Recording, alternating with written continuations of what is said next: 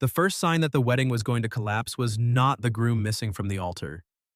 It was the way Sophie Bennett looked at me from the back of the aisle and smiled like she already knew. Not a happy smile. Not the bright, practiced one she had worn all morning for photographers, cousins, bridesmaids, and her mother's church friends who kept saying things like, "Finally, sweetheart." No, this was the tiny, crooked smile Sophie had given me in college when the vending machine stole her last dollar and she said, "Well, Evan, I guess dinner's canceled." The smile that meant something terrible is happening, and if I don't laugh, I might break. My name is Evan Porter.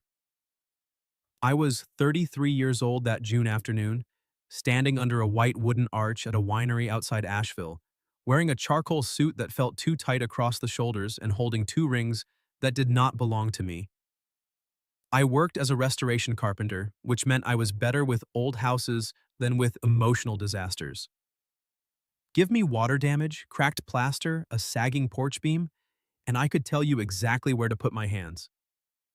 Give me my best friend, walking toward a man who might not deserve her, and I had spent 6 months pretending I didn't know where to look.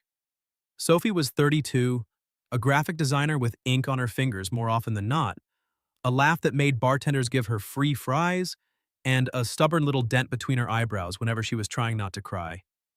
We had been best friends for 11 years. 11 years of bad coffee, late-night phone calls, flat tires, work celebrations, family funerals, birthday pancakes, and the kind of friendship people called basically marriage, while we both laughed too hard and changed the subject. I had told myself that was enough. A mature man respects boundaries. A decent friend does not confess love to a woman 3 weeks before her wedding just because he suddenly understands the word regret. So I stood beside Trevor Hale, her fiancé, when he asked me to be a groomsman because Sophie insisted. I smiled in photos. I tied bow ties. I handed Trevor breath mints when he smelled like bourbon at noon. And 5 minutes before the ceremony, when Sophie found me in the hallway outside the bridal suite, she put one hand on my lapel and said, "Tell me I look okay?"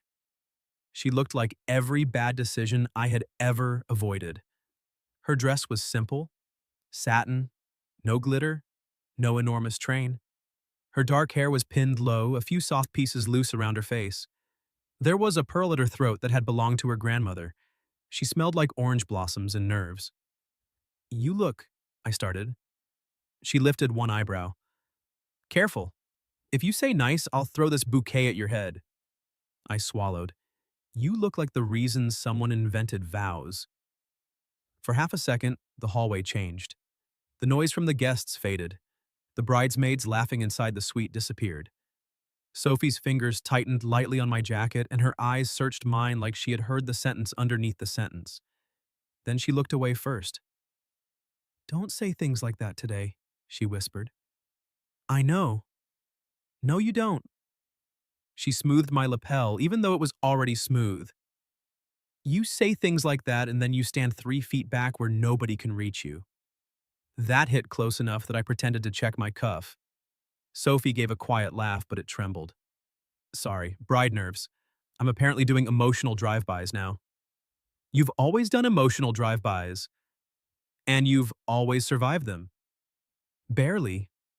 She smiled again, real this time, and touched my wrist. Just 2 fingers. Warm, familiar, dangerous.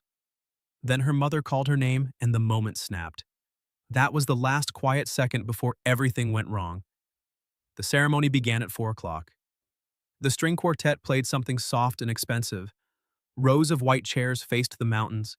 Guests turned in their seats with phones tucked discreetly in their laps, even though the invitation had said "unplugged ceremony" in gold letters. Trevor stood under the arch beside me, pale and sweating. At first, I thought it was normal. Men got nervous. I had repaired enough bathroom doors after bachelor parties to know groom panic was its own weather system. But then he checked his phone. Once, twice when being. A third time, while the officiant cleared his throat. His brother Dylan stepped behind the arch and whispered, "Trevor." Trevor did not answer. The music shifted. The bridesmaids came down the aisle in sage green. Sophie's niece dropped petals in serious handfuls like she was salting a driveway. Then everyone stood. Sophie appeared on her father's arm, and for one reckless second, my whole body forgot whose wedding it was. She saw Trevor first, then me, and there it was again, that small, crooked smile. Halfway down the aisle, Trevor's phone buzzed so loudly I heard it over the quartet. He looked at the screen, his face emptied. I leaned toward him. "Put it away," he whispered. "I can't do this." I thought I misheard him. "What?" "I can't." Sophie was 10 steps away. Trevor turned, pushed past his brother, and walked off the platform. Not fast, not dramatic. That would almost have been better. He just walked away like he had remembered he'd left the stove on. A murmur moved through the guests. Sophie stopped. Her father said something to her. She did not move. Her bouquet trembled once in her hands, then went still. I stared after Trevor, waiting for him to turn around, laugh, apologize, blame heat stroke, blame anything. He disappeared through the side door of the winery. The quartet died note by note. 200 people sat in a silence so thick it had weight. Sophie's mother made a sound like a wounded bird. Someone in the third row whispered, "Oh my God." A phone camera rose, then another. That was what moved me. Not Trevor leaving. The phones. The hungry little lift of them, as if Sophie's worst moment had become weather worth recording. I stepped down from the platform and walked up the aisle toward her. I had no plan. I had only the sudden, furious certainty that she should not be standing there alone while people decided what shape her humiliation should take. Sophie watched me come. Her eyes were shiny, but her chin was up. When I reached her, she gave a breathless little laugh. Did he really just exit stage left? Pretty much. Points for clean blocking. Sophie. I know, she blinked hard. If you say you're sorry, I might actually cry, so don't. I looked at her father. Mr. Bennett, may I? He hesitated, then released her arm. Sophie's hand slipped into mine. Not because she was collapsing. Not because she needed holding up. Because she chose it. Her fingers locked around mine with the same pressure she used when dragging me through crowded concerts, farmers markets, and one truly regrettable haunted corn maze. Familiar. Certain. The officiant leaned toward us, lost. Should we pause? Sophie looked out at the crowd. Her face flushed deep pink. Her grip tightened. I heard Trevor's mother whisper, "This is so embarrassing." Something in Sophie's eyes cracked, and something in me finally stopped behaving. I turned toward the room. "He left," I said, my voice carrying more than I expected. "That's on him, not her." The murmuring quieted. I could feel Sophie staring at me. I faced her then, and the words came out before fear could edit them. "If he won't marry you," I said, "then I will." A gasp moved through the chairs. Sophie's mouth parted. Her father whispered, "Evan?" The officiant blinked rapidly. "Legally speaking, we can't simply—" "I know," I said, not taking my eyes off Sophie. "I'm not asking for paperwork. I'm asking for one honest minute." Her bouquet lowered. Her hand was still in mine. For 11 years, I had known the exact shape of Sophie's silence. Annoyed silence, tired silence, hungry silence. The silence before she made a joke so sharp it should have required a permit. This was different. This silence had a door in it. Sophie looked down at our joined hands, then back at my face. In front of her family, her friends, his family, and every person who had just watched her be abandoned, she whispered, "Evan, are you saving me?" My throat tightened. "No," I said. "I'm choosing you." Her eyes filled completely then. And before I could decide whether I had just ruined our friendship, Sophie stepped closer, lifted her chin, and said, just loud enough for the front row to hear, "Then ask me like you mean it. Ask me like you mean it." Sophie said it with mascara shining at the edges of her eyes and a bouquet sagging in one hand, while 200 people held their breath, around us. For one terrible second, I forgot every word I had ever learned. Then Sophie's thumb brushed over my knuckles. Not hard, not pleading, a challenge. There she was, my best friend. The woman who once argued with a parking meter for eating her quarter. The woman who had shown up at my apartment after my dad died with soup, clean socks, and the audacity to say, "You can be tragic after you hydrate." She had just been left at the altar and she was still daring me to be brave. So I lowered myself to one knee. The guests inhaled as one body. Sophie's lips parted, and for the first time all day, the look on her face had nothing to do with Trevor Hale. It was just us. "Sophie Bennett," I said, voice rough, "I have loved you in every ordinary way a man can love someone before he admits it to himself." Her fingers tightened around mine. "I loved you when you stole fries off my plate and called it a tax. I loved you when you made me dance in your kitchen during that thunderstorm because you said lightning was less scary with choreography." A tear slipped down her cheek. "I loved you when you cried on my porch after your first big client fired you and then got mad at me for offering solutions instead of brownies." A shaky laugh moved through the front row. Sophie gave me a watery glare. "You did deserve that," she whispered. "I did." I smiled up at her. "I loved you when you met Trevor because you were happy and I thought loving you meant stepping back." Her face changed at his name, but only for a heartbeat. Then she focused on me. "So here's me not stepping back anymore." I drew a breath. I don't know what happens after today. I don't know if this is insane or overdue or both, but if you want one honest minute, I'll give you every honest minute I have left. The officiant made a soft sound behind me that might have been a sob. I should have stopped there. A wise man would have stopped there. But Sophie had asked me to mean it. So I said, "Marry me someday if you want. Don't marry me if you don't. But let me love you out loud from this moment on." The world went silent again. Sophie looked down at me for what felt like an entire lifetime. Then she dropped her bouquet. It hit the aisle with a soft thud. She put both hands on my face. "Evan Porter," she said, her voice trembling, "you absolute idiot." Someone choked. I laughed once, helplessly. That's not traditionally a yes. No, because traditionally people say these things before I buy $12,000 worth of peonies. "I'll reimburse the peonies." "You cannot afford the peonies." "Probably not." Her thumbs moved along my cheekbones and her eyes softened in a way I had dreamed about and punished myself for dreaming. "I loved you too," she whispered.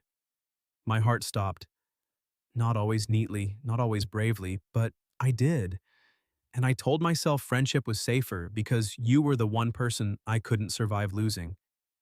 I rose slowly because my knees no longer worked. We stood close enough that the pearl at her throat brushed my tie. "Sophie," I said, "if you make me cry in front of my Aunt Judith, I'll haunt you." "You're already crying." "Then kiss me before she takes a picture." I didn't move at first. I needed to know this wasn't shock. Grief. A beautiful, catastrophic reaction to humiliation. Sophie understood. Of course she did. She slid one hand around the back of my neck and stepped into me, closing the last inch herself. "Evan," she said softly, "I'm choosing you too." That was all I needed. I kissed her in the aisle where another man had abandoned her. Not a performance, not a rescue, not some grand declaration for the people watching. It started soft, almost careful. Her lips were warm and shaking. My hand found her waist, satin smooth under my palm, and she made a tiny sound that broke something loose in my chest. Then she kissed me back. Really kissed me. Like she had been waiting in the same impossible room I had, both of us leaning against opposite walls, pretending we didn't know where the door was. Applause began somewhere behind us. Then more. Then the entire vineyard seemed to erupt. Sophie pulled back, laughing through tears, forehead pressed to mine. "Well," she whispered, "that escalated." "I'm sorry. Don't you dare apologize. I just proposed at your wedding. You also improved it." I laughed, and she did too, and that sound, Sophie laughing against my mouth in a wedding dress meant for someone else, became the first true thing of the day. The officiant cleared his throat. "Would anyone like me to say something?" Sophie looked at me, eyebrows lifted. I shook my head quickly. "No illegal ceremonies." "Coward." "Responsible adult." "Debatable." Her father stepped toward us, eyes wet. Soph? She turned, and I felt her brace, but Mr. Bennett only opened his arms. She folded into him, and for a moment I let go of her hand. Only a moment, because as soon as she stepped back, she reached for me again. Her mother was crying too hard to speak, which might have been mercy. Trevor's parents had vanished. Half the guests looked delighted, half scandalized, and Aunt Judith was absolutely taking pictures. Sophie leaned close to my ear. Get me out of here. Where? I don't care, somewhere with no centerpieces. So we ran. Not gracefully. She had a train. I had dress shoes with no traction. Her niece cheered like we were escaping a bank robbery. We slipped through the side vineyard path behind the reception tent, past barrels, fairy lights, and rows of grapes, turning gold in the sun. Only when we reached the old stone tasting room did Sophie stop. The music had restarted faintly behind us, someone making a heroic attempt to salvage cocktail hour. Sophie bent over, laughing and breathing hard. I lost a shoe. I looked down. You did. I'm a runaway bride with one shoe. Very symbolic. You want me to find it? No. She straightened, cheeks flushed. I want 5 minutes where nobody is staring at me. I opened the tasting room door. Inside it was cool and dim, smelling of oak and citrus cleaner. Long wooden tables lined the walls. Sunlight fell through high windows in pale rectangles. Sophie walked to the nearest table and sat on the edge, dress spilling around her like moonlight. For the first time since the aisle, her smile faded. I stood a few feet away. Are you okay? No. She looked at me. But I'm more okay than I should be. I don't want to be the reason you skip over what happened. You're not. She rubbed at a tear with the heel of her hand. Trevor leaving hurt. It embarrassed me. It made me feel stupid. You're not stupid. I know. She gave me a small, fierce look. That's the thing. Deep down, I think I knew. I think I was walking toward a life I could explain instead of one I wanted. My chest ached. And then you were there, she said, saying the one thing I had been too scared to imagine. I stepped closer. I meant it. I know. Her voice softened. That's what scares me. I stopped between her knees, not touching her until she reached for my tie and tugged me in. So, she said, trying for teasing and only half succeeding, if we're going to be scandalous, we need rules. Rules? 1, no pretending this didn't happen tomorrow. Agreed. 2, no noble speeches about giving me space and disappearing for 6 weeks. I winced. She narrowed her eyes. You were already planning one. Maybe a small one. Forbidden. Yes, ma'am. Her mouth curved. 3, you're taking me on a real date. Tonight? She looked down at her wedding dress, then back at me. Too soon? No. I stepped closer until her knees framed my hips. I've been waiting 11 years. Tonight is fine. Her smile trembled. Then she pulled me down and kissed me again. Slow this time, private, with one barefoot brushing my ankle and her hands in my hair. When she broke away breathless, she whispered, For the record, I was hoping you'd say something before I got to the altar. I rested my forehead against hers. For the record, I said, so was I. We did not make it to the reception. Sophie's mother found us in the tasting room 20 minutes later, took one look at Sophie sitting on a table with my tie loosened in her hand and said, Well, at least someone is kissing the bride. Sophie made a strangled sound. Mom! Mrs. Bennett dabbed under her eyes with a napkin. What? I've had 3 glasses of champagne, and your Aunt Judith is telling everyone she predicted this in 2018. She did not. She says there was tension over potato salad. Coughed. Sophie pointed at me. Do not validate her. Mrs. Bennett's expression softened. Sweetheart, the guests are eating. Your father is handling the Hales. Trevor is gone. There it was. The name like a cold spoon against warm skin. Sophie's hand slipped from my tie to my palm. Did he say anything? She asked. Her mother hesitated. Only that he was sorry. Sophie looked down. Efficient. I squeezed her fingers once. Mrs. Bennet noticed. Of course she did. Mothers notice everything, especially the things you think you're hiding. Evan, she said. Yes, ma'am. If you break her heart after this, I'll put you in the ground beneath my hydrangeas. Sophie groaned. Mom, I'm just being clear. I understand, I said. Mrs. Bennet studied me for another second, then nodded. Good. Now take my daughter somewhere she can breathe. Sophie slid off the table. That's exactly what we were doing. In a tasting room? We were breathing romantically. I choked again. Her mother pressed a hand to her chest. I'm going back to the champagne. After she left, Sophie stared at the closed door, then turned to me. Still want that date? More than I want oxygen. Dangerous line, but acceptable. We escaped through a service exit with the help of a sympathetic catering manager named Jean, who gave Sophie a pair of white kitchen clogs and me a paper bag full of sliders. Every love story needs snacks, Jean said solemnly. Sophie clutched the bag to her chest. Jean understands me. My truck was parked behind the vineyard, dusty and entirely inappropriate for a bride in satin. I opened the passenger door and immediately saw 3 receipts, a measuring tape, and a half-empty bottle of windshield fluid on the floor. Wow, Sophie said. Our carriage. I can clean it. She hiked up her dress and climbed in. Don't you dare, this is authentic. I helped gather the layers of satin so they wouldn't catch in the door.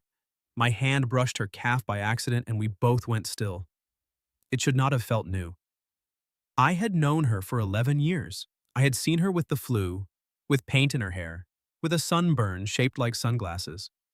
I had carried her asleep from my couch once after movie night, but touching her now with permission humming between us changed everything. Sophie looked down at me from the passenger seat, cheeks pink. Evan. Yeah? If you keep looking at me like that, we're never getting dinner. I'm looking respectfully.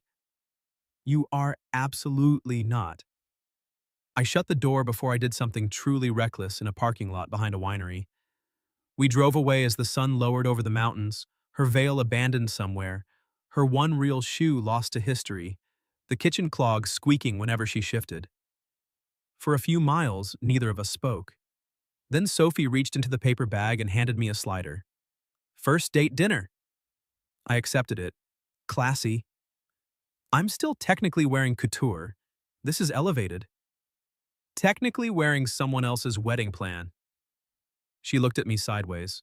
I winced. Too soon? No. She took a small bite of her slider. True. We ended up at a scenic overlook above the Blue Ridge because every restaurant within 30 miles would have required explanations, and Sophie had reached her explanation limit. I spread an old moving blanket over the truck bed. She sat beside me, dress pooled everywhere, clogs kicked off, bare toes painted pale pink. We ate sliders and watched the sky turn peach. This is a terrible first date, I said. Sophie leaned against my shoulder. It's the best first date I've ever had. That's concerning. My last first date involved Trevor explaining cryptocurrency for 40 minutes. I withdraw my concern. She laughed softly, then quieted. I waited. That was one thing I had learned with Sophie. She would joke until she found the safe edge of pain, then circle it twice, then finally step in. I thought love was supposed to feel like choosing the sensible thing, she said. I turned my head toward her. With Trevor, it made sense. He had a plan. He wanted the same neighborhood, same timeline, same tasteful gray sofa. She picked at the blanket. Everyone kept saying how lucky I was. You don't have to explain. I want to, her shoulder pressed more, firmly into mine. With you, nothing made sense. You leave sawdust in your hair. Your house has 7 unfinished projects. You think soup is a meal even when it's just hot water with ambition. That was one time. It was broth, Evan. It had parsley. It had sadness. She smiled, then looked at me with such tenderness my chest hurt. But with you, I never had to audition. I could be tired, mean, hungry, brilliant, petty, scared. You saw all of it and stayed. I wanted to stay. I know, her voice dropped. That's why I was afraid to ask for more. The wind moved over the overlook, cool against my overheated skin. I turned my body toward hers. Ask now. Her eyes searched mine. For what? Anything. Sophie's breath caught. Then, slowly, she lifted her hand and set it against my chest, right over my heart. Don't make me be brave alone, she whispered. I covered her hand with mine. Never again. She leaned in first. The kiss was quieter than the ones before. No applause, no shock. Just sunset, satin, and the taste of stolen reception food. She kissed me like she was asking a question. I kissed her like I had already given the answer years ago. When we parted, she kept her forehead against my jaw. I don't want to go home yet. Okay. And I don't want to go back there. Okay. And I really don't want to sleep in the bridal suite Trevor booked with champagne and rose petals and probably some horrifying towel swans. We can avoid towel swans. She smiled against my neck. Hero. I pulled out my phone. I can get 2 rooms at the inn near Hendersonville. She lifted her head. 2? I'm trying to be honorable. That sounds exhausting. Sophie, I'm not saying I'm ready for everything.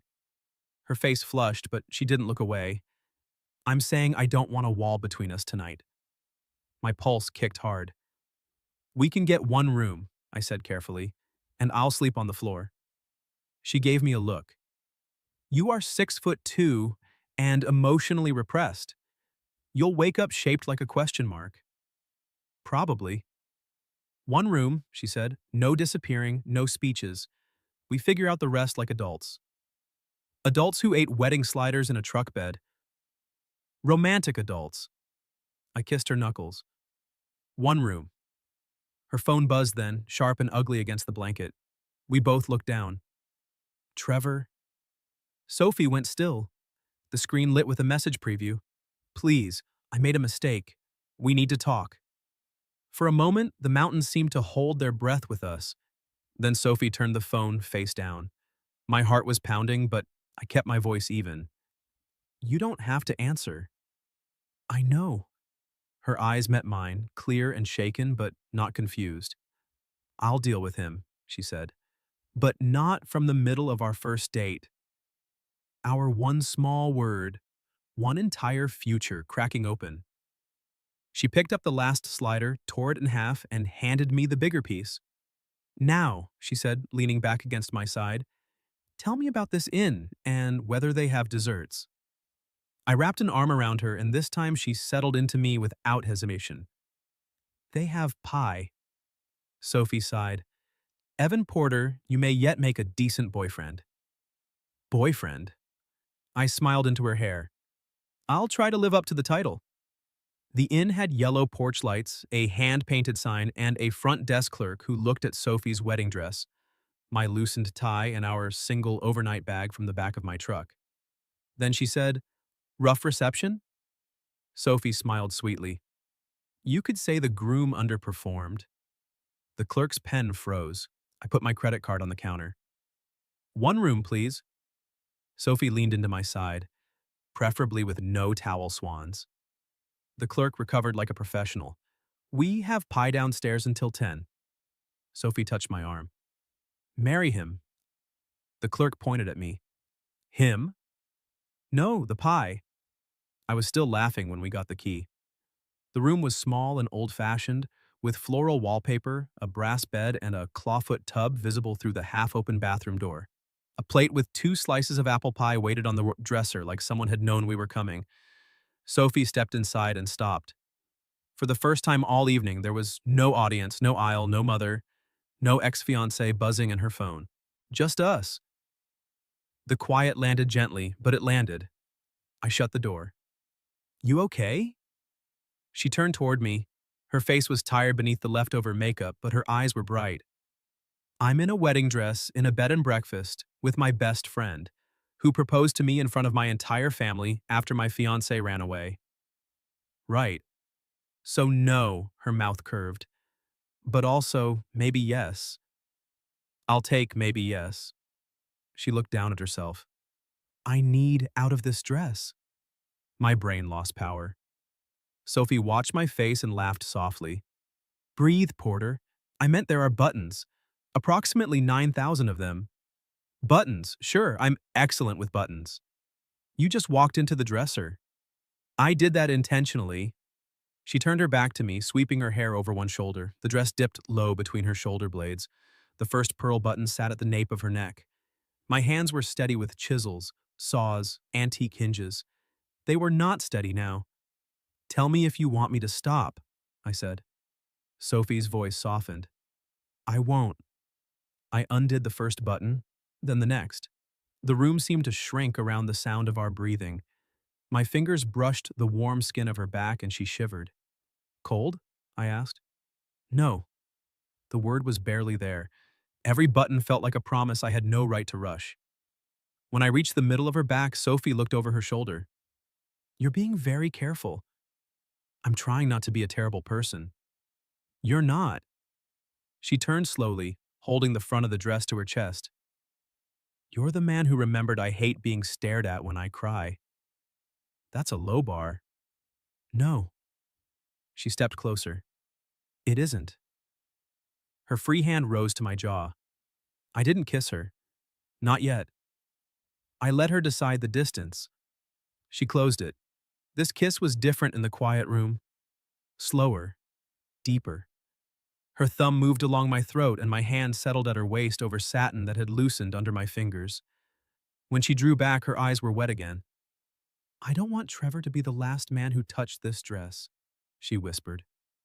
My chest tightened, so I kissed her forehead. Then let this be the last moment the dress matters. A shaky laugh escaped her. That was annoyingly beautiful. I can ruin it with a soup joke. Don't you dare. I stepped into the bathroom and came back with the inn's white robe, holding it out without looking until she laughed. You can look, Evan. I'm being respectful. You are being Victorian. I contain multitudes. She took the robe. A minute later, satin pooled on the floor, and Sophie stood barefoot in white cotton, her hair coming loose around her shoulders. She looked more like herself than she had all day, and somehow more beautiful. Your turn, she said. My turn? The tie, it's tragic. She reached for me, undoing the knot with far more confidence than I had managed with her buttons. Her fingers brushed my collar, then slid the tie free. There, she murmured. Less groomsman, more Evan. Is that an improvement? The only one I wanted. We ate pie on the bed with our legs crossed, the television off, the world held outside by thin curtains. Sophie stole the bigger bite from my fork. That was mine, I said. Boyfriend tax.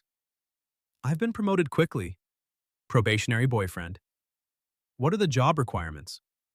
She pretended to think. Pie sharing, no emotional disappearing, occasional heavy lifting, kissing competency. How am I doing? Her smile turned soft. Exceeding expectations. Then her phone buzzed again on the nightstand. The spell dimmed, but did not break. Sophie stared at it. Trevor's name glowed on the screen.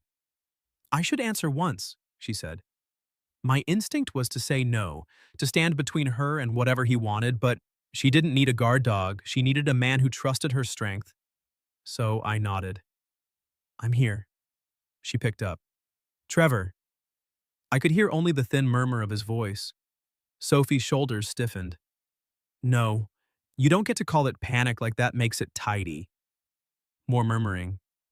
You humiliated me, she said, voice shaking but clear. But you also freed me from making the safer mistake. I looked down at my hands. She was silent for a moment. Then she said, No, I'm not alone. My breath stopped. Her eyes found mine. I'm with Evan, she said. And before you decide what that means, understand something. He didn't steal me, he saw me. There's a difference. Trevor's voice rose enough that I heard the anger, if not the words. Sophie flinched. I stood. She lifted one hand, not pushing me away, just asking me to wait, choosing to finish it herself. I'll arrange to return your things next week, she said. Do not come to my apartment tonight, do not call my parents, and don't turn your regret into my emergency. She hung up. For a few seconds, she sat very still. Then her face crumpled. I was beside her before I thought about moving. She reached for me at the same time, arms wrapping around my waist, cheek pressed to my shirt. I held her carefully at first. Then she whispered, "Tighter." So I held her tighter. She cried without apology. Not dramatically, just enough to let the day leave marks. "I hate that it still hurts," she said. "I know. I hate that part of me wants an explanation." "That doesn't mean you want him." "I don't." She lifted her face. "I need you to know that." "I do." "No, Evan." She gripped my shirt. "I chose you in the aisle because I wanted you, not because he left a vacancy." The words sank into me, deep and permanent. I bent until our foreheads touched. "I have been trying not to want you for years." "How'd that go?" "Poorly." Her laugh broke through the tears. I brushed one away with my thumb. "I'm done pretending." "Good." She leaned into my hand. "Because tomorrow is going to be messy." "Probably." "My mother will make brunch emotionally dangerous." "Expected." "Aunt Judith will have a photo album by sunrise." "Terrifying." "And everyone will ask what we are." I swallowed. "What do you want to say?" Sophie looked at me for a long, quiet moment. Then she climbed into my lap. My hands went to her hips automatically, and she settled there like she had belonged there all along. "I want to say," she whispered, "that we're beginning." I kissed her then, not to erase the hurt, but to meet her inside it. She kissed me back with both hands in my hair, warm and certain and alive. Later we lay under the quilt fully clothed, her robe sleeve twisted around my wrist, her head on my chest. "Evan?" she murmured. "Yeah?" "If you sleep on the floor, I'll dump pie filling in your shoes." "I'm in the bed." "Good." After a while, her breathing evened out. I stayed awake, staring at the ceiling, one hand resting over hers. At 2 in the morning, my phone lit up. A message from an unknown number. "You think you won. She'll come back when she remembers what you are." I read it once. Then I turned the phone face down and pulled Sophie closer. Whatever tomorrow brought, I would not let fear be the loudest thing in the room. Not anymore. In the morning, Sophie woke with her cheek on my chest and one knee hooked over my leg like she had been sleeping beside me for years. For several minutes, I did not move.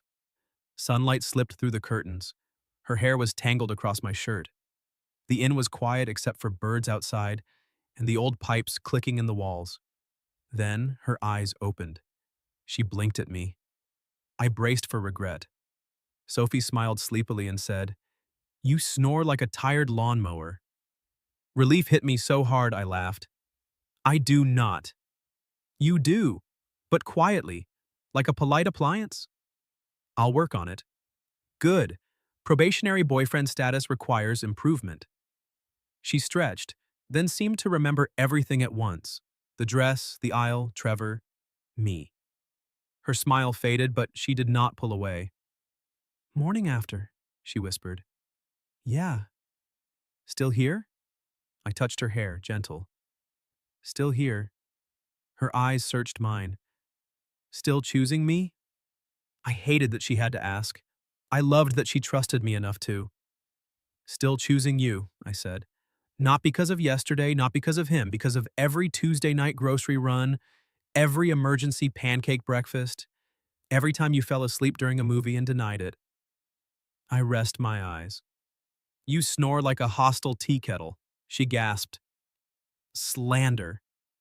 I kissed her before she could argue more. It was a morning kiss, soft and slow, with pie sugar still faint on her lips and sunlight warming her shoulder through the robe. When she pulled back, she looked steadier. Then my phone buzzed on the nightstand. The unknown message was still there. Sophie saw my face change. "What?" I hesitated. Her eyebrows lifted. "Rule 2, no noble disappearing. Also, no hiding weird phone faces." I handed it to her. She read the message once. Her mouth tightened. "You think you won." She'll come back when she remembers what you are. She sat up slowly. Trevor? Probably. Did you answer? No. Good. She gave me back the phone. He doesn't get the first word today. What do you want to do? She looked surprised by the question, then pleased in a sad way. I want breakfast. I want coffee. I want my mother not to cry into eggs. And then I want to block his number. That sounds like a plan. And I want you next to me when everyone asks. I took her hand. Done. At brunch, Mrs. Bennet did cry into eggs. Aunt Judith had indeed printed photos. Mr. Bennet hugged me so hard my spine made a sound. The Hales did not come. Sophie wore jeans her sister brought from her apartment, my flannel over a camisole, and the pearl necklace from the wedding. She looked like someone who had walked through fire and come out annoyed at the smoke damage. When people asked what we were, she slid her fingers through mine under the table. Then, on the third question, she lifted our joined hands onto the table where everyone could see. We're beginning, she said. My chest went tight. Her mother cried harder. Aunt Judith whispered, Called it. The weeks after were not a fairy tale. They were better and harder than that. Sophie canceled vendors, returned gifts, cried in the produce aisle once because she saw the brand of sparkling water Trevor liked, and laughed 10 minutes later because I tried to comfort her by offering an eggplant. That is not a healing vegetable, she told me. I panicked. You often do, but charmingly. Trevor sent 2 more messages before she blocked him. 1 apology, 1 accusation. Neither changed anything. What did change things was the ordinary stuff. I learned Sophie hated being asked, Are you okay? Too often, but liked having tea placed silently near her elbow. She learned I cleaned when anxious, and began deliberately leaving 1 mug in the sink just to see if my eye twitched. We dated like people making up for lost time. Pizza on my porch. A terrible museum exhibit where she spent 20 minutes roasting a painting of a horse. Slow dances in her kitchen without thunder.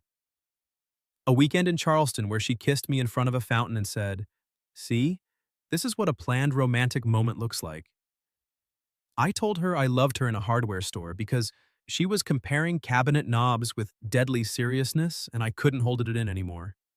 She turned, holding a brass handle shaped like a leaf, and said, That was badly timed. I know. Say it again. I love you, her eyes filled. Better. Then she kissed me between plumbing fixtures and outdoor lighting while an employee pretended not to watch. By winter, she had a drawer at my house. By spring, my house had fewer unfinished projects because Sophie made a spreadsheet titled Evan's Structural Emotional Avoidance. It's about the porch, I said. It is never just about the porch. She was right. A year after that day at the winery, we went back. Not to relive it, not to prove anything to Trevor, who had moved away by then and become someone we rarely mentioned. We went because Sophie said the mountains were beautiful and she refused to let one coward own the view. This time there were no guests. No quartet. No phones rising in the air. Just us beneath the same white arch, now half covered in summer vines. Sophie wore a blue dress and sandals. I wore the charcoal suit again, properly tailored this time, because she had threatened to attack it with fabric scissors. The officiant was the same woman from the first ceremony. When she saw us, she smiled and said, Legally speaking, we can do it this time. Sophie laughed so hard she had to wipe her eyes. Her father walked her down the aisle again, but this time her face held no crooked, breaking smile. This time, when she reached me, she grinned. Hi, she whispered. Hi. Still choosing me? I took both her hands. Every honest minute. Her lips trembled. Good, she said. Because I bought fewer peonies this time and I'd hate to waste them. We said vows we had written ourselves. Hers included the phrase, broth with parsley is not soup. Mine included a solemn promise never to confuse silence with peace again. When the officiant pronounced us married, Sophie didn't wait. She grabbed my lapels and kissed me like she had been waiting 11 years and 1 impossible year more. Behind us, our families cheered. Aunt Judith definitely took pictures. Mrs. Bennet sobbed into a handkerchief. Mr. Bennet yelled, About time! And denied it later. That night, after the reception, after the dancing, after Sophie smeared cake frosting on my chin and then kissed it off before I could complain, we slipped away to the vineyard path. The sun had set. The fairy lights glowed over the rows of grapes. Sophie kicked off her sandals and took my hand. "Remember when you said, 'Then I'll marry her?'" she asked. I remember almost passing out afterward. I didn't know a person could be humiliated and hopeful at the same time. She leaned into me. "You gave me a door when I thought the room had collapsed. You opened it." She smiled. "We did." Then my wife stood on her toes and kissed me under the lights, her fingers laced with mine, her laugh warm against my mouth. And this time, when we walked away from that altar, nobody was running. We were going home. What would you have done if your best friend was left at the altar and you were the one secretly in love with her? Have you ever experienced anything even close to that, losing one future and finding another in the same moment? Tell me your story in the comments. If you liked this one, leave a like, subscribe, and I'll see you in the next video.